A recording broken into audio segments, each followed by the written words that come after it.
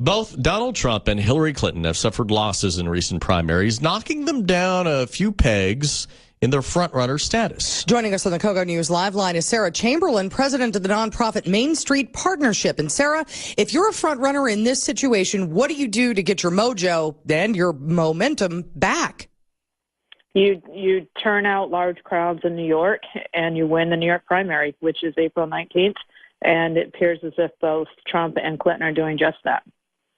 Well, speaking of New York, all right, do the natives, Sanders and Trump, and the adopted native, Hillary Clinton, have a better chance? Absolutely. Trump is going to win it because he's from there. And unfortunately, a couple months ago in a debate, Cruz criticized Trump for having New York values. That is not playing well with the people who are living in New York.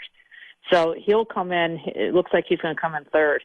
And Kasich will come in second. Now, what about Hillary Clinton and Bernie Sanders? Because he's a native and she adopted the state. How is she ahead in New York? What has she done to get ahead? Well, she's shrunk. She's shrunk from a 30-point lead to a 7-point lead. So she is spending a lot of time in New York working she was in upstate. She was in Syracuse last week instead of being in Wisconsin. She needs a good, healthy win in New York. And in New York, the Democratic primary is going to be much more interesting than the Republican. Well, and let's talk about Trump, going back to Trump for a minute. Is his popularity on the decline? It is. It certainly was, but I think he's doing some things to change that. I think he's bringing in some new people to his campaign. He certainly has his daughter, who obviously just gave birth.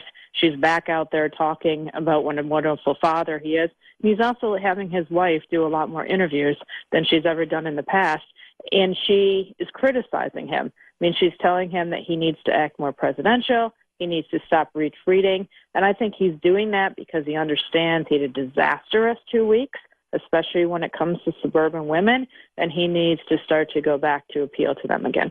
So then after New York, and I believe it's Pennsylvania as well, and I apologize, I'm just going by memory You're here. right. What happens after that? Because somebody is trying to clinch this, and I don't know that that's happening yet. I don't think it's going to be clinched. I think Trump will go into Cleveland with the most delegates, but I don't think he'll have enough to clinch it. So I think we are going to be looking at an open convention, which will be fascinating from the historical side.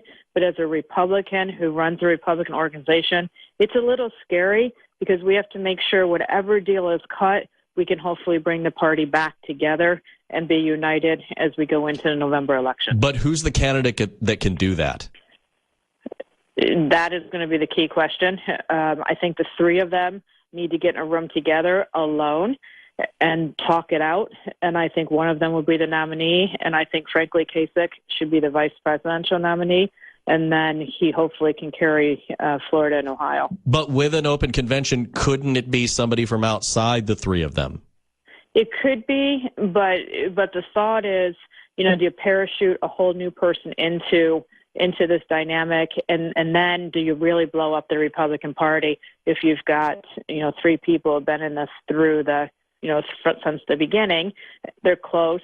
Trump and Cruz will be close to getting enough delegates, and then you drop in, a random person.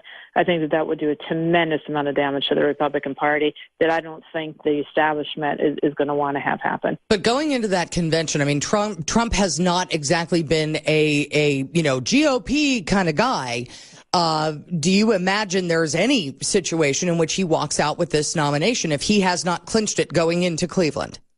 I think it's questionable. I think the ticket would probably be Cruz, Kasich. All right, Sarah, thank you very much. That is Sarah Chamberlain, president of Main Street Partnership, weighing in on this Trump momentum shift and what could happen in New York.